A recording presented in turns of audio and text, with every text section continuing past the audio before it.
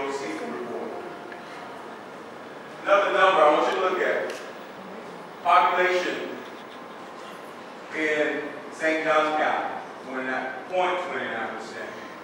American Indian, 2% Asian, 5.62 Black, 0.08 Hawaii, 5.25 Hispanic, 89.35% white.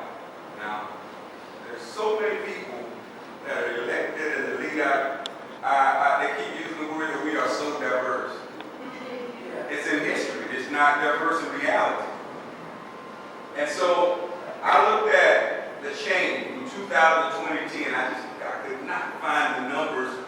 I went to census reports back in the 60s, and it's just so hard to pull out.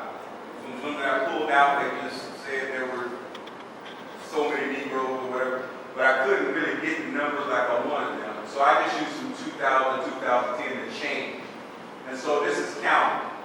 And so overall, there's been a 66,000, almost 67,000 people that have moved to St. Johns County, increase. 54% increase overall. In American Indian, a 69% increase. That's not the actual numbers, but an increase in the last 10 years. And that was in 2010. For the Asian, 234% increase. Black, 37.9% increase. Now, what happens is that increase, it has to keep up with the overall increase before you actually see an increase in the numbers. The black population in the county still went down because it didn't keep up with the overall increase, but we see all the numbers. That's the county, but we're here talking about St. Augustine. St. Augustine, all right, here's the populations in the city of St. Augustine. American Indian, 0.4, Asian, 1.25, Black, 11.61, Hawaiian, 0.09, Hispanic, 5.06, white, 84. That's not really diverse, like we keep saying. But the change in the last 10 years, overall, a 9.61 increase in the city. American Indian, increase. Asian, increase. Hawaiian, increase. Hispanic, increase. White, increase. Blacks are the only ones that have decreased in the city of St. Augustine. And that's in a decade trend. And it's getting worse. That's something that Greg White, myself, and so many others talk about all the time, try to work on, that we're leaving. The two communities that we went to, they were both majority black communities. Even Lincolnville, that was a majority black community. 3 years ago, it was only 35% black in Lincolnville. Where are they going? Some are going back over to West Augustine. Some are leaving. But the critical piece that the city of St. Augustine has to deal with, there's something going on in the city of St. Augustine. We saw the numbers, we saw the employment. There's something going on that's pushing black people out. That college that we talked about in the 60s had to run because they were pushed out. There's something going on that's very subtle right now that's pushing black people out. I don't know if it's property tax, I don't know what, but something in that Lincolnville area is prime example. Something's happening that we better catch that's pushing black people out. Lincolnville is less than 35% black now. West Augustine is more diverse. My question is, where are the black folk going? Money, they have to have somewhere to live, but they have to pay for that place to live.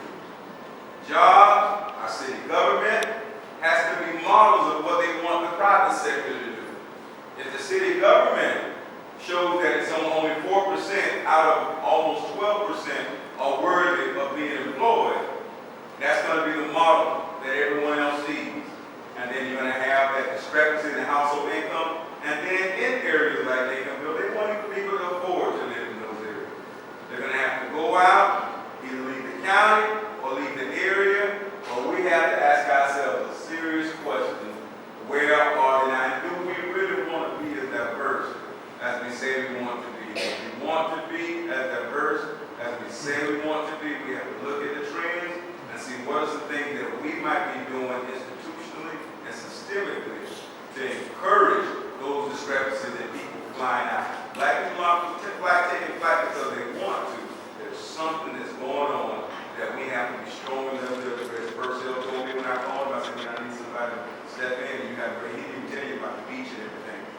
lot of stuff he didn't tell you about.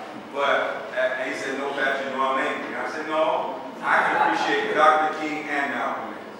It takes both sides. You can't be on one side. You got to have both sides pushing for change. And there's something that we have to do. I love St. Augustine, but we got to change some things. And so St. Augustine was going to get worse and worse and worse. And so St. Augustine now, I'm Reverend Rawls. I want to say thank you.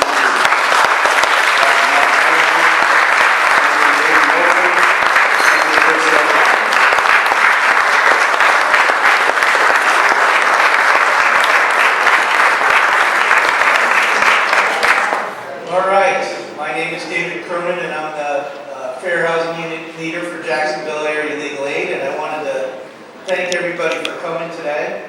And I also wanted to, I'm going to do this real quick, but I wanted to say a thank you for everybody that came. I want to thank Dr.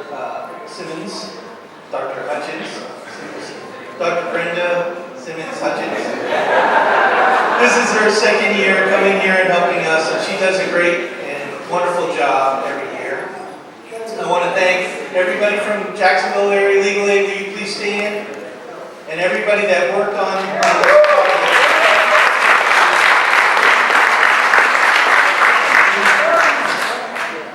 And I wanted to thank Flagler for giving us this great facility. And they gave us this facility for free.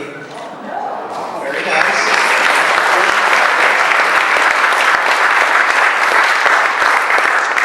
We had members from our CAP here today, our Citizens Board.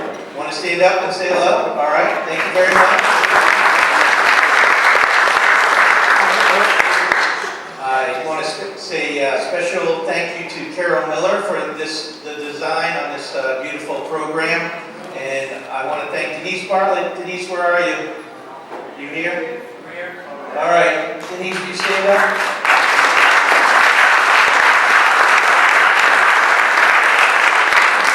All right, so I'm sure I've forgotten somebody. There's a lot of, Megan Wall is in charge of our St. John's County office.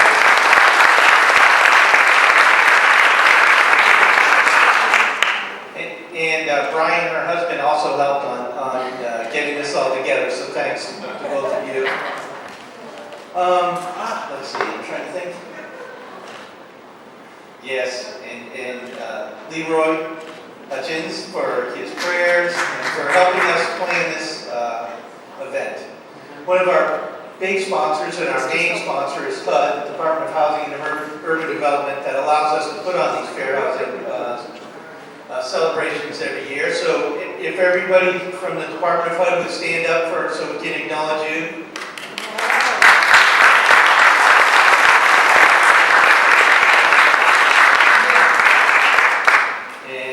We had another couple of sponsors because that doesn't pay for the food. And my brother Sean here from Cronin and Maxwell. Sean, you understand?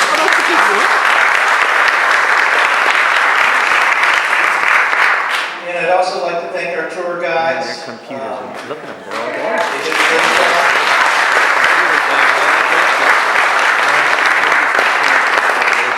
So we're going to go down here, and we're going to start the trek down and get on the elevators, and everybody that is taking the bus is going to go out, and we'll meet the bus on the back over here, so we'll have a guide that will bring us to the bus.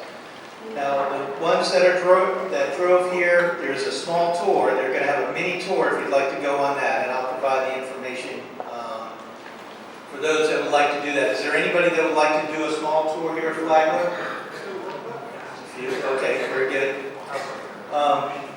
So this was the Fair Housing Civil Rights Bus Tour. And last year we did it in Duval. Next year we're hoping to do it in Fernandina or Nassau County. We're going to look into that, or maybe Green Coast Springs. I hope everybody will come. I hope you had a great time. I want to thank you for coming.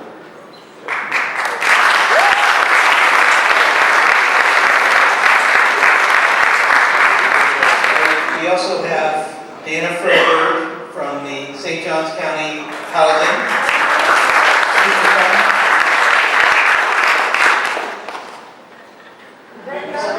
Ben Coney, yes, sorry.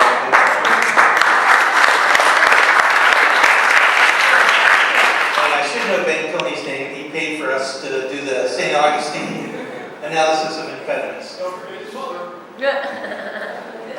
Oh, his mother.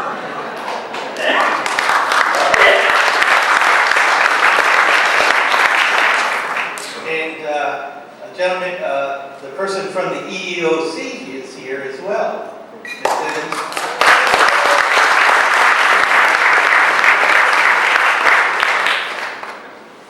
All right. At this time, everybody can start leaving and filing out. Staircase.